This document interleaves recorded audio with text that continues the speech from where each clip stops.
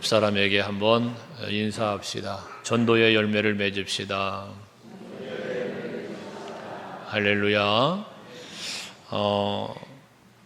안도현 시인이라는 분이 쓴 시 중에 사랑이라는 시가 있습니다. 사랑, 제목이 사랑인데 그 시에 보면 매미가 여름에 울잖아요. 그때 여름이 와서 매미가 우는 게 아니라 매미가 울어서 여름이 뜨거운 것이다라는 어떤 좀 역설적이라고 할까요? 좀 그런 표현을 하는 게 있어요. 여름이 왔기 때문에 매미가 우는 게 아니라 매미가 울기 때문에 여름이 뜨거워진다. 참 표현이 재미있죠.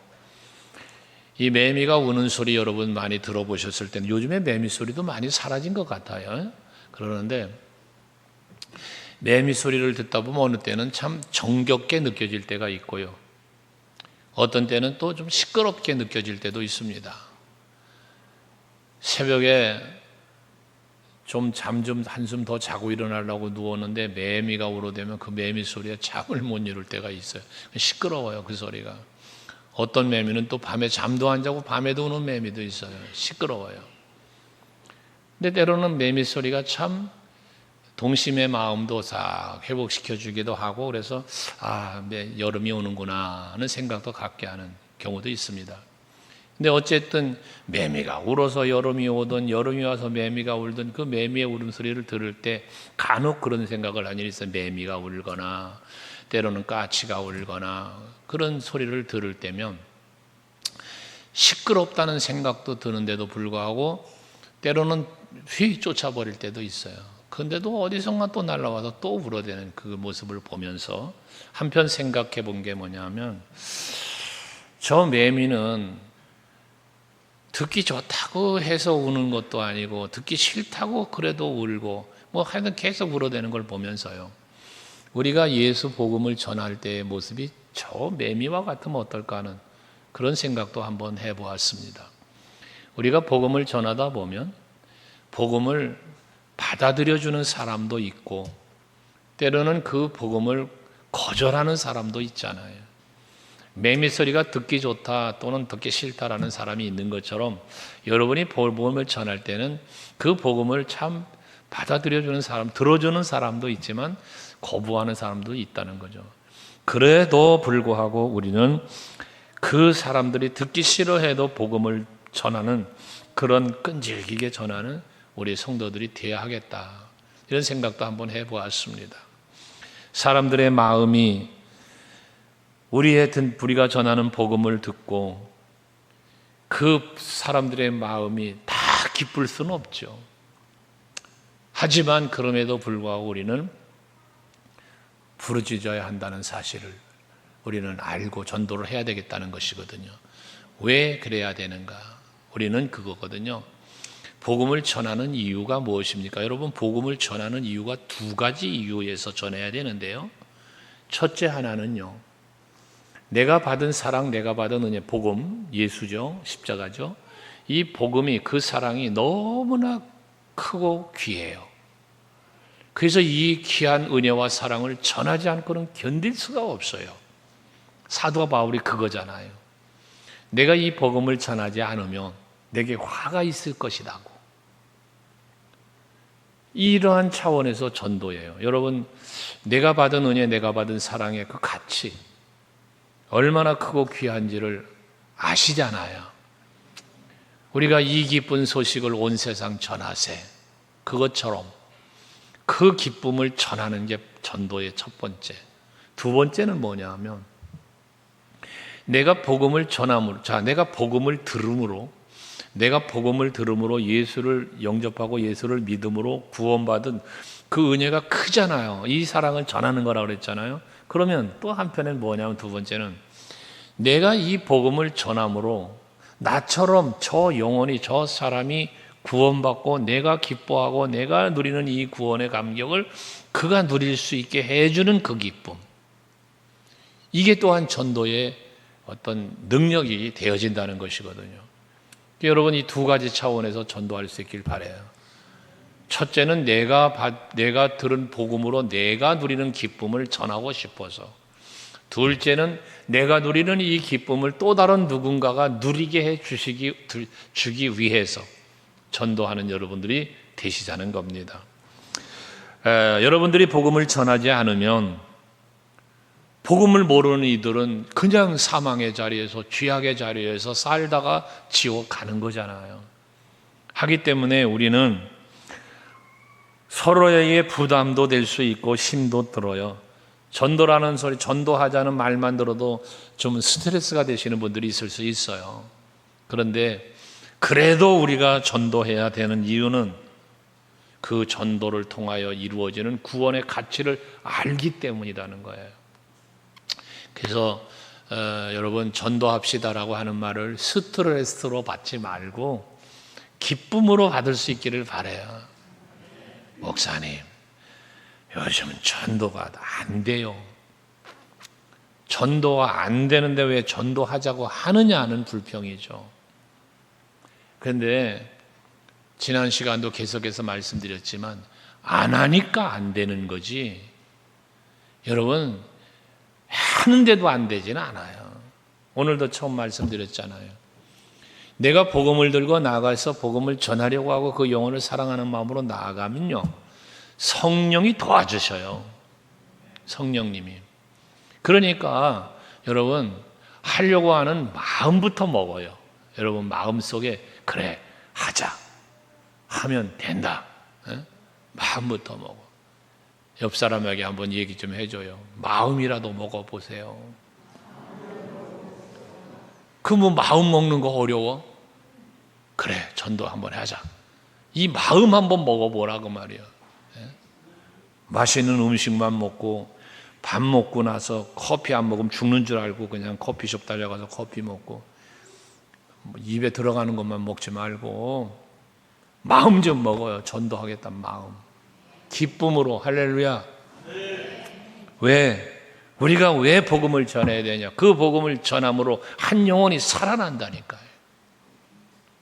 그래서 우리가 이 구원의 가치, 구원의 그 감격과 기쁨을 알면 한 영혼 한 영혼을 우리가 그냥 둘 수가 없는 거예요.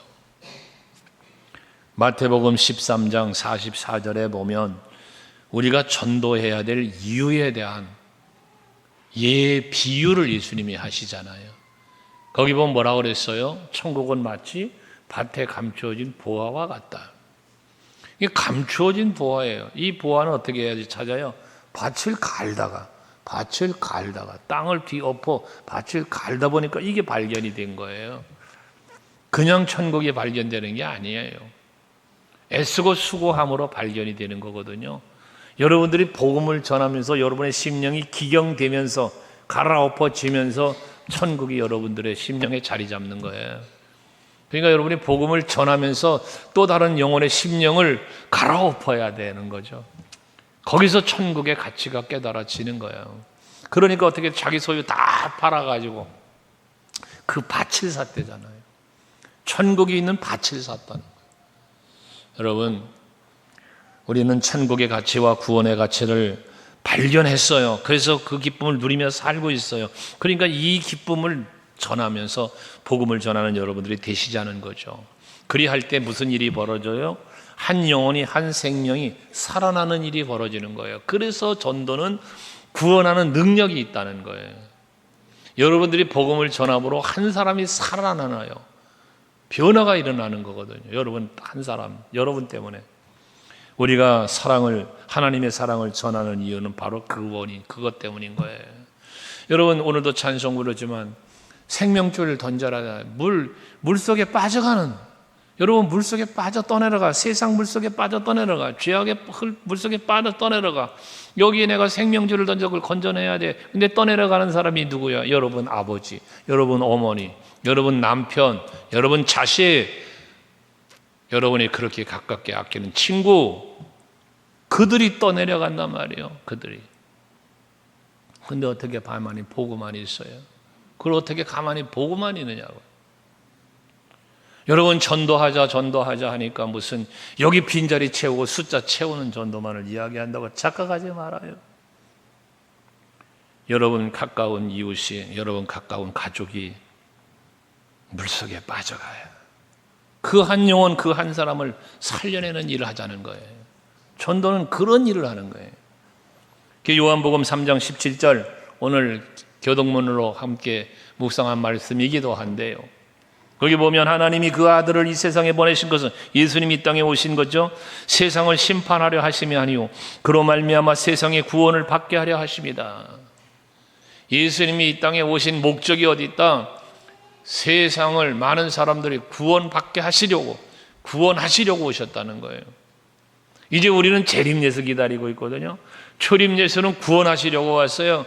심판하러 온 게 아니라고 그랬어요. 그러나 재림예수는 심판하러 와요. 그러니까 심판하러 오시기 전에 우리가 해야 될 일이 뭐예요?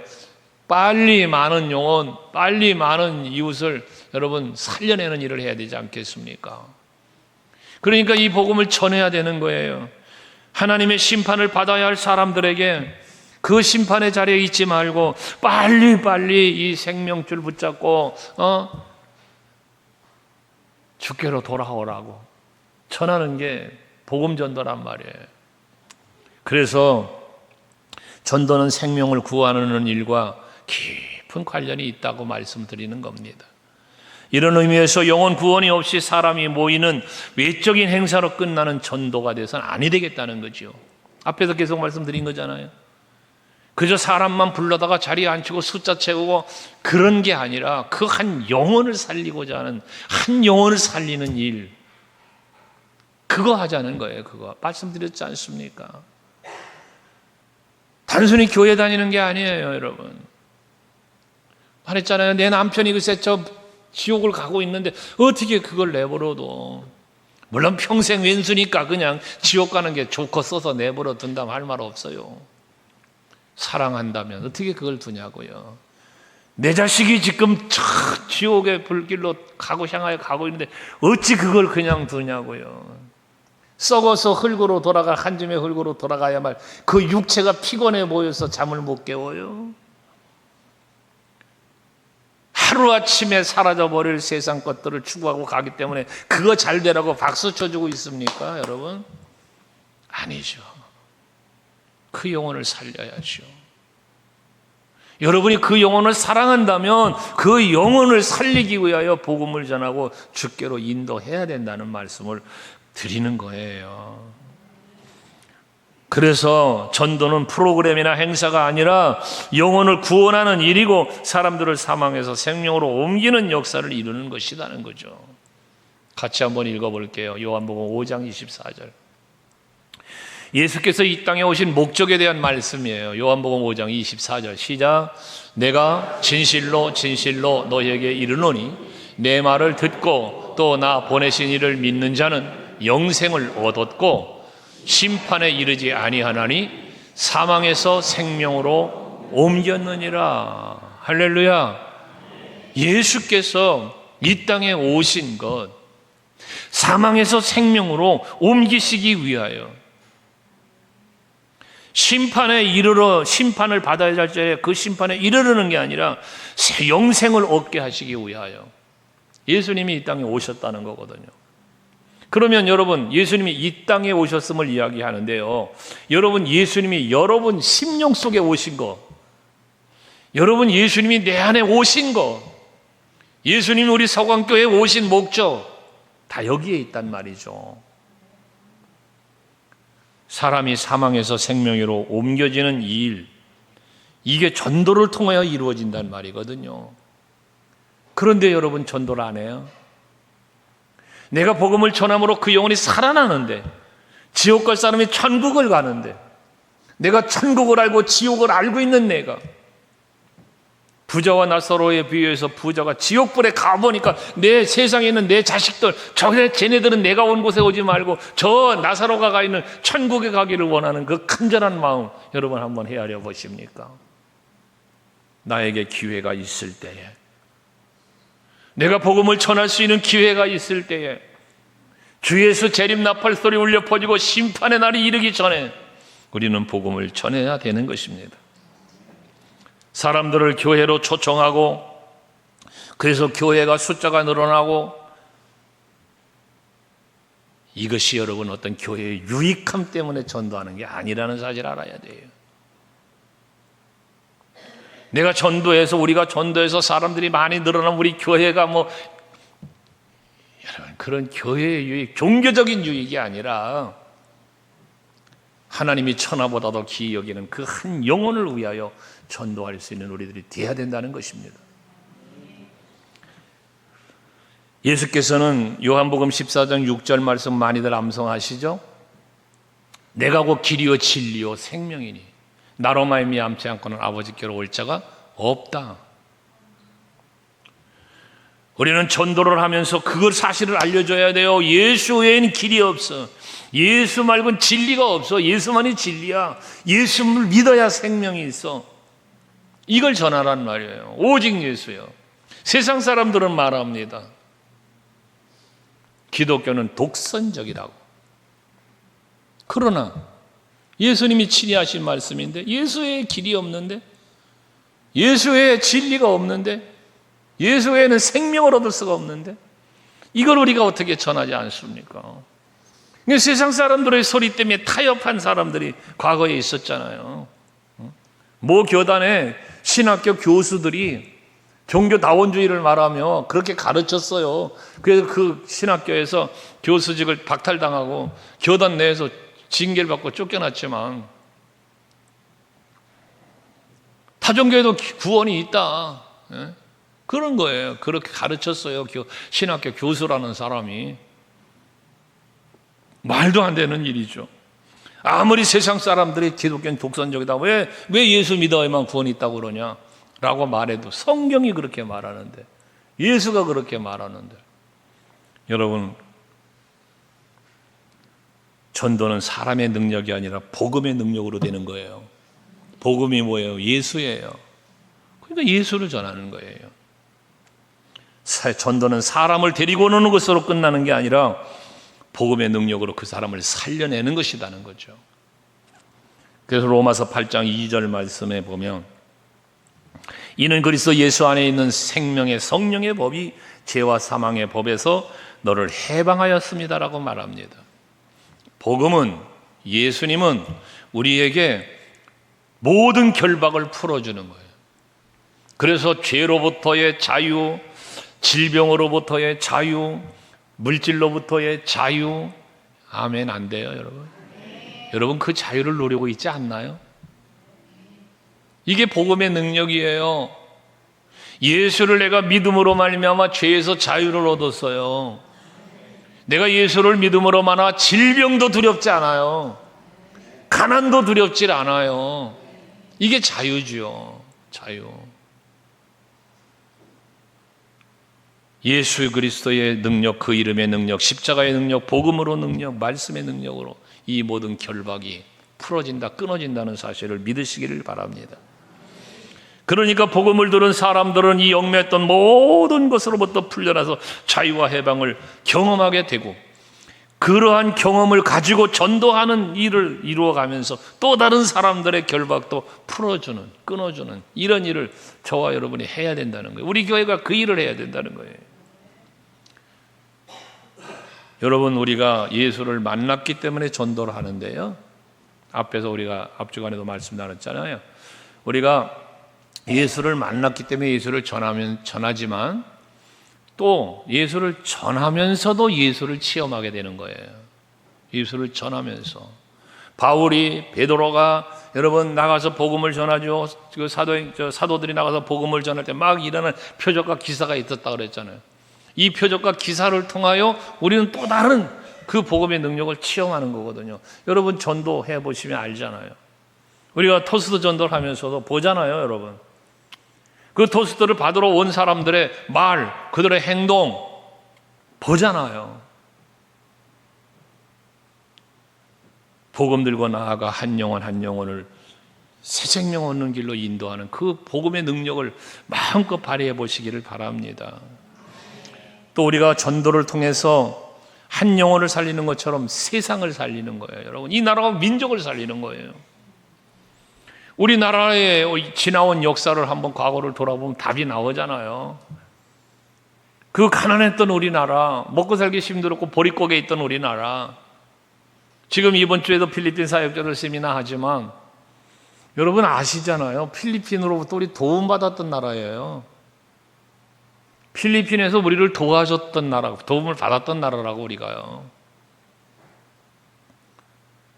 그런데 이젠 지금 우리가 돕는 나라가 필리핀뿐 아니라 여러 나라를 세계 지금 선진국 대열에 서서 이번에도 뭐 보니까 대통령 해외 가서 하는 일들을 보니까 막 뭐 우즈베키스탄이나 뭐 이제 이런 나라들 막 지진 났던 모로코나 막 이런 리비아나 이런 홍수 피해보고 이런 나라들 돕겠다고 하잖아요. 돕는 나라가 됐어요. 돕는 나라가. 이건 저는 개척할 때부터 하나님 앞에 기도한 게 그거라 그랬잖아요. 도움받는 목회 말고 도움을 줄 수 있는 목회하게 되려고. 우리 교회는 그런 교회가 돼야 돼요. 여러분들 우리 교회가 주의 일을 하고 섬기고 선교하는 일에 불평하지 말아요. 우리가 베풀 수 있고 섬길 수 있다는 것 그 자체가 복이에요, 여러분. 만약에 우리가 힘들고 어려워서 남의 도움이나 받아야 되는 형편에 놓여 있다고 생각해 보세요. 얼마나 불쌍한 일입니까? 여러분 개인도 마찬가지예요. 누군가에게 도움을 받아야 사는 인생 살지 말고요, 베풀고 도울 수 있는 넉넉한 마음을 갖고 살아가시길 바라요. 많이 있어서가 아니라니까요. 많은 것을 가진 사람보다요 힘들고 가난한 중에도 섬기는 걸 보아요. 제가 수없이 얘기하잖아요. 손을 떨며 마지막 통장 깼어요, 목사님. 나 손을 벌벌벌 떨어요, 봉투를 들고. 그 봉투를 받아들고 축복을 하고, 그럼 마지막 통장 깨뜨려서 하나님 앞에 드려서 그 사람이 망해요? 굶어 죽어요? 아니요.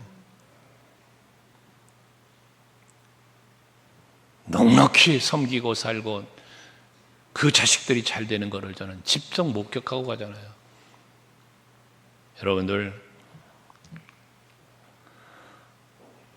여러분들의 복음 전도로 인하여 한 영혼이 사는 것처럼 나라와 민족을 살리는 일까지 할 수 있다는 사실을 믿고 전도하는 일에 힘쓰시기를 바랍니다.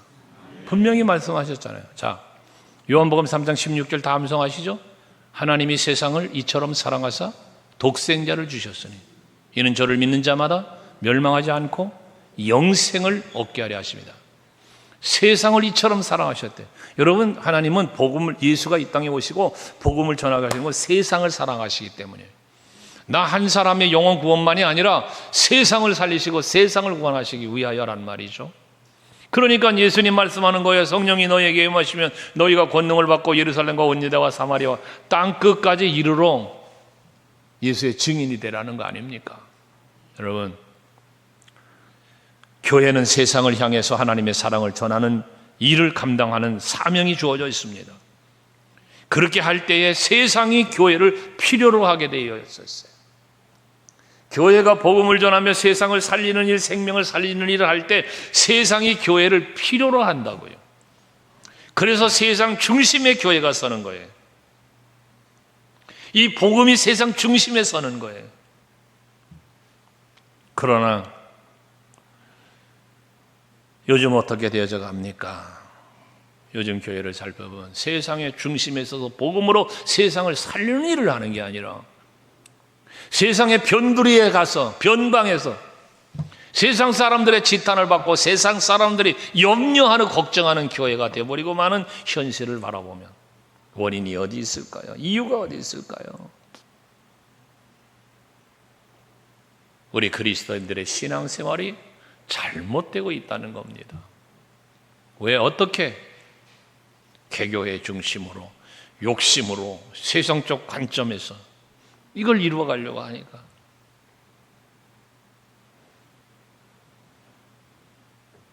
세상 사람들을 구원하지 않는 교회, 전도하지 않는 교회는 죽은 교회고, 복음을 전하며 많은 새 생명의 역사가 일어나는 교회가 돼야 살아있는 교회가 되는 거예요. 우리 소강교회는 여러분들이 전도를 하심으로 살아있는 교회가 되어야 할 줄로 믿습니다. 우리 교회가 살아있어야 세상을 살리죠. 교회가 죽어 있는데 누굴 살려요? 이 꽃나무들을 가끔 보면서 말하지만 이렇게 아름답게 꽃이 피었지만요, 이건 때가 되면 꽃이 다 떨어져요. 나뭇가지만 앙상하게 남아있어요. 밖에 주차장에 보면 이 강단에 올려졌던 나무들이 가서 또 서 있는 것도 있는데, 걔네들 보세요. 그 아름다운 꽃 피었던 꽃 다 떨어지고 나무만 앙상하게 있네요. 그럼 죽었냐? 아니요. 때가 되면 또 피어요. 이게 생명력이라는 거예요. 여러분, 한 심령 한 심령이 살아있는 생명력을 가지고 우리가 교회 지체로서 신앙생활을 할 때 그 살아있는 심령으로부터 비롯되어진 그 복음의 열매들이 결실을 맺어가며 또 다른 생명을 살려내는 거거든요. 우리 그때 우리 구역장님들이 가셨는가요? 우리 기관장님들이 가셨는가요? 어디지? 천리포였나? 그 조장로님, 그 형님, 그분 계실 때 갔었잖아요. 그 천리포에 있는 무슨 수목원인가, 거기를 갔는데, 제가 지금도 이게 하잖아요. 그 잊혀지지 않는 장면 하나 있어요. 그 중앙에 오구나무라고 하는 나무가 있는데요. 벚꽃은 활짝 펴가지고 꽃잎이 막 떨어져서 길바닥에 완전히 그냥 포장을 할 정도로 깔리는데 벌써 꽃이 지는데요. 그 오구나무라고 하는 나무는 그냥 앙상한 가지만 있어요. 꼭 죽은 고목나무 같아요. 그런데 이게 다른 나무들 꽃이 다 지고 나면 이 오구나무라는 꽃이 세상에 쫙 피어오른답니다. 그래서 그 수목원을 찾는 사람들이 고목나무 같이 여겼던 이 오구나무가 다른 꽃은 다 지었고 이것만 확 피면 완전 그 중심에서 포토존이 된대. 포토존이 까마귀 입처럼 생겼다고 그래가지고 그 꽃이, 그래서 그 오구나무라고 이름을 지었다는데, 전 그 나무에 대해서 이야기를 듣고 참 많은 생각을 했었어요. 아마 오구나무라는 그 칼럼도 썼던 거로 기억하는데, 여러분, 우리들은 생명력이 있어야 됩니다. 그러면 죽은 것 같지만 살아나는 거예요. 여러분, 복음의 능력은 그런 거예요. 복음 자체 속에 뭐가 있어요? 생명이 있어요. 여러분들이 복음을 전하기만 하면 그 복음에 있는 생명력이 성령의 역사를 통하여 일어나는 거예요, 열매가. 그러니까 전하라는 거예요. 전하라는 거예요. 그러면 세상이 변화된다니까. 세상을 살리는 일을 하는 거예요. 만약에 복음이 교회 안에만 머물러 있다면 그 복음의 영향력을 잃어버리게 되고 결국 교회도 힘을 잃게 되는 거예요. 그러나 이 복음이 교회 안에만 머무르고 내 안에만 머무르는 게 아니라 우리가 전할 때 이 복음의 능력은 역사를 이루는 거죠. 오늘 묵상 기도할 때 고린도전서 1장 18절 말씀을 묵상했는데, 십자가의 도가 믿지 않는 자들에게는 미련한 것처럼 보이지만 그러나 믿는 우리들에게는 하나님의 능력이라 해요. 이게 복음의 도예요, 여러분. 십자가의 도라고요. 십자가의 도인 복음을 마음껏 전해서 정말 많은 영혼들을 주께로 돌아오게 하는 역사가 일어나는 여러분 될 수 있길 바랍니다. 그런데 간혹 우리가 잘못된 신앙관 때문에 이 복음을 가로막는 일을 할 때가 있어요. 오늘 본문의 이야기가 그런 부분들의 이야기가 1절부터 3절이. 1절부터 3절의 내용이 뭐냐면 바울이 2차 전도 여행을 하기 위하여서 더베와 루스드라에 가서 복음을 전하는 거예요. 근데 거기서 누굴 만나? 디모데를 만나요. 근데 이 디모데를 만나는데, 이 디모데라는 사람은 그 마을 사람들에게, 형제들에게 칭찬을 받는 사람이라는 거예요. 인정받고 존경받는 사람이었다는 이야기죠. 그런데 이 사람을 바울이 보고, 그러니까 이 사람을 데리고 자기 제자 삼아 복음 전하는 일에 함께 동역하려고 하는데 뭐가 걸림돌이 되느냐? 할례를 받지 못한 거예요, 이 디모데가. 왜? 이 디모데의 어머니는 유대인이죠, 유대인. 그래서 그 외조모로부터 이어지는 어머니 윤회계로 이루어지는 그 계보를, 유대의 계보를 가지고 있지요. 그러나 그 아버지는 헬라 사람이라고 그러잖아요, 헬라. 그게 할례를 행하지 않았어요. 그러다 보니까 당시에는 어떤 일이 벌어졌냐면 유태교인들이 할례를 받지 않은 사람들에 대하여 제재를 했다고요. 그러니까 이방인들이 예수 믿고 이방인들이 성전에 오는 것을 거부했던 때란 말이죠. 이게 그러니까 바울이 디모데를 데려다가 할례를 행했다는 거예요. 그리고 이제 여러 성으로 다니면서 복음을 함께 전하는 일을 했다는 것이거든요. 이러한 일들을 사도들이 지켜보면서 야, 이건 바뀌어야 된다. 이방인들의 구원을 왜 가로막나? 하나님의 역사가, 복음의 역사가 십자가에 도는 그들에게도 복음을, 영혼을 구원할 수 있는 이 능력이 있는 건데, 그래서 이게 옳지 않다고 해서 사도행전 15장에 보면 사도들이 모임을 갖습니다. 장로들과 모임을 가져요. 회의를 해요. 그리고 회의에서 결정한 일이 무엇이냐면, 결정한 게 15장 19절 20절의 내용인데요. 거기 보면 그래요. 그러므로 내 의견에는 이방인 중에서 하나님께로 돌아오는 자들을 괴롭게 하지 말고 다만 우상의 더러운 것과 음행과 목매어 죽인 것과 피를 멀리하라고 편지하는 것이 옳으니, 이방인들이라고 할지라도 복음을 영접하고 하나님께로 나와서 구원받는 거 가로막지 말아야 된다라는 그런 결의를 한 거예요. 그래서 오늘 4절에 보면 여러 성으로 다녀갈 때에 예루살렘에 있는 사도와 장로들이 작정한 규례를, 그게 그거예요. 앞에서 말한 15장에서 이런 결의를 한 내용을 지키라고, 그들에게 전하라고 했다는 이야기를 하는 거예요. 그러니까 이렇게 이방인들에게도 복음은 전해져야 한다는 사실을 말하면서 하니까 5절에 보면 이에 여러 교회가 믿음이 더 굳건해지고 수가 날마다 늘어가니라라고 말하잖아요.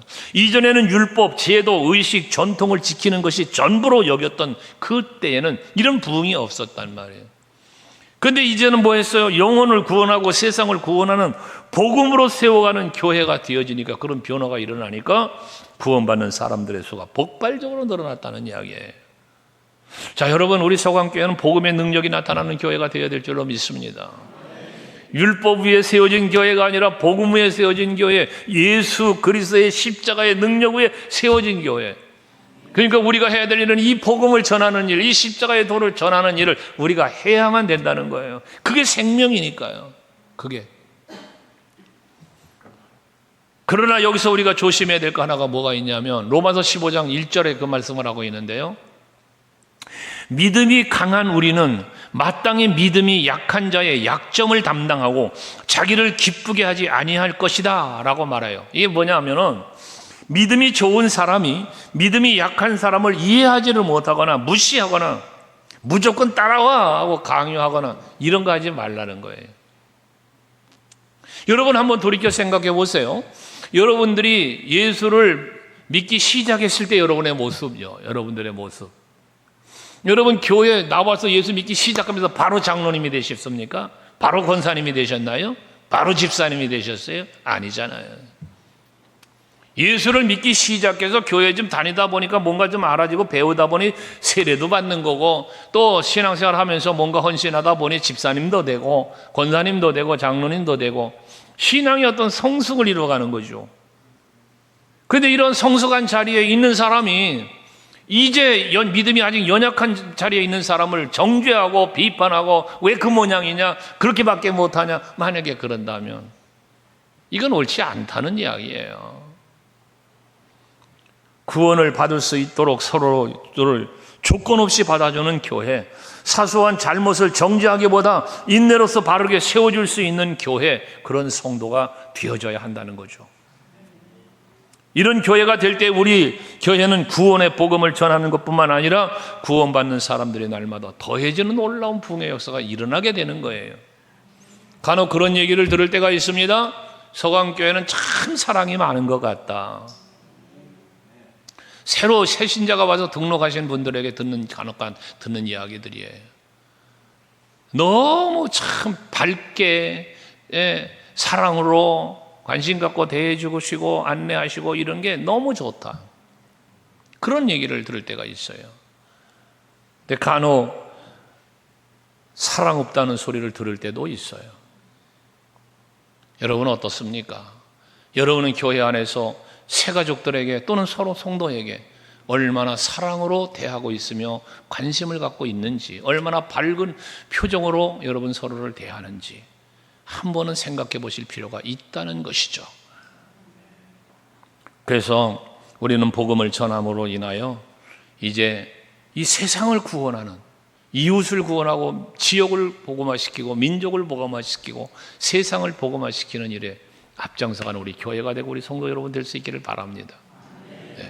마지막으로 한 가지만 더 말씀드릴게요. 교회를 세우는 일이에요. 복음 전도는 교회를 세워가는 일을 하는 것입니다. 오늘 5절 말씀 다시 한번 말씀드리면, 이에 여러 교회가 믿음이 더욱더 굳건해지고 수가 날마다 늘어가니라라고 말했는데, 왜 이렇게 되었습니까? 교회가 생명을 구원하기 위하여 세상에 관심을 가지고 나아갈 때 이런 일이 벌어진 거예요. 그러므로 우리 교회는 믿음이 없거나 약해지지 아니어야 되고, 구원이 중단된 교회가 아니라 날마다 구원의 역사가 일어나는 교회가 되어야 할 줄로 믿습니다. 그러기 위해서 뭐 해야 됩니까? 우리는 예수 그리스도를 만나야 되고, 그 예수 그리스도는 그리스도라고 고백할 수 있어야 되고, 이 사실을 전할 수 있는 우리들이 되어야 한다는 것이에요. 전도해야 교회가 살아요. 전도해야 교회는 능력이 나타나요. 교회에서 예배드리고 기도하고 또 뭐 여러 가지 훈련하는 이유가 어디 있습니까? 바로 복음을, 내가 들은 복음, 내가 받은 복음을 남들에게 전하고자 하는 것이 이 목적 아니겠습니까? 그래서 여러분, 이런 전도를 하기 위해서 여러 가지 우리가 또 훈련도 하고 복음 말씀도 여러분들에게 전하는 것처럼, 제일 전도의 전략 중에 최고가 뭐냐면 관계전도예요. 관계전도. 그래서 먼저 내 가족, 내 이웃, 내 친구, 내가 아는 사람, 자주 만나는 사람, 어떤 관계에서든지 자꾸 이들을 주님께로 인도하려고 힘써야 되는 거예요. 제가 여러분 동호회도 만들어서 활동하자라고 했다가 여러분 안 하니까 지금 다 그냥 폐지시키고 말았는데요. 이 동호회라는 활동도 중요해요. 이것을 통해서 자기들의 취미 생활이라든지 어떤 좋아하는 것들을 가지고 만들어서 자꾸 만나야 돼. 만나서 교제하면서, 그러면 예수 믿는 우리끼리만 아니라 믿지 않은 사람들도 거기에 함께 동참시킬 수 있고, 그러다 보면 되는 거 아닙니까? 어젠가 우리 집사님 한 분 오셔가지고도 그런 얘기를 합디다만, 같이 좀 만나서 어우러져서 교제 좀 하자고 하는데 안 만난다는 거예요. 안 온다는 거예요. 안 모인다는 거예요. 뭐 먹고 살기 바쁘고 힘드니까 뭐 그럴 수도 있겠지만요. 여러분, 교회가 전도할 수 있는 전도의 방법 중에 하나가 교제입니다. 자꾸 만나야 돼요. 모여야 돼요. 그러면 되는 거예요. 그런데 교회 안에서 교회 예수의 이름으로 자꾸 그렇게 모여서 하면서 믿지 않는 자들 거기에 초청하는 걸로 가면 될 텐데, 반대가 돼. 반대로 가. 반대로. 세상 친구들과 어울려. 내 취미를 세상 친구들과 어울러가. 자꾸 세상으로, 직장으로. 여러분, 그런 것조차도 교회를 중심으로, 예수의 이름을 중심으로 성도 간의 모임을 가지면서 끌어들이란 말이에요. 얼마나 좋습니까? 운동하시는 분들은 운동으로, 또 다른 취미생활은 취미, 악기나 뭐 이런 거 연주로, 다양한 것으로 할 수 있지 않습니까? 관계를 맺어가면서 전도할 수 있는 여러분 될 수 있기를 바랍니다. 그리고 교회 복음을 전하면 아까 처음에 얘기한 것처럼 긍정적인 반응을 보이는 사람이 있는가 하면 중간적 반응이 있고 거부하는 반응을 일으키는 세 가지 반응이 있잖아요. 부정적 반응. 그럼 내가 복음을 전할 수 있는 대상자는 먼저 긍정적인 사람, 내가 복음을 전하는 것을 긍정적으로 받아들이는 사람을 집중적으로 공략하면서 전도할 때 빨리 주님의 전도로 나올 수 있는 놀라운 역사도 일어나게 되어진다는 것이에요. 그리고 주변을 살펴서 이사 오는 사람들, 여러분 이사 다니면서 그런 생각 해보신 적이 있나 몰라요? 어느 분이 그런 얘기를 제가 우리 교회 오신 분 중에 들은 일이 있으니까요. 전에 열심히 신앙생활 해서 나태했다는 거예요. 신앙생활 잘 안 했었다는 거예요. 그런데 이사를 오면서 마음에 결심을 했대요. 이번에 이사를 가서는 내가 열심히 신앙생활 다시 한번 해볼게 보자, 이런 생각을 했대요. 그러다가 우리 교회를 본 거예요. 우리 교회로 왔다는 거예요. 여기 예배하는 분 중에 계세요. 그러니까 여러분 주변에 이사 오시는 분 있으면 그들에게 복음 전하는 거야. 우리 교회 좋은 교회예요. 예수 믿고 신앙생활하면 여러분 세상 믿고 복된 삶을 살 수 있음을 전하는 거예요. 그러면 전도가 된다는 거예요. 반드시 만나야 할 사람은 없어요, 사실은. 반드시 만나야 할 사람은. 그러나 우리가 만나지 말아야 할 사람도 없다는 사실. 그러니까 여러분 복음을 들고 여러분 스스로가 자꾸 나아갈 때 놀라운 역사는 일어난다는 사실을 잊지 마시기를 바랍니다. 전도할 때 기쁨이 있죠. 그래서 그 전도를 통하여 또 새로운 누군가가 교회를 찾아오면 온 성도가 기쁘잖아요. 그러니까 새 가족이 오면 환영하고 박수도 쳐주고 그러는 거 아닙니까? 기뻐하면서 우리 교회가 매주마다 새 가족이 찾아와서 온 성도가 기뻐하고 즐거워하고 하나님도 기뻐하는 놀라운 역사를 이루는 그런 교회가 되어질 수 있기를 바랍니다. 기도하시겠습니다.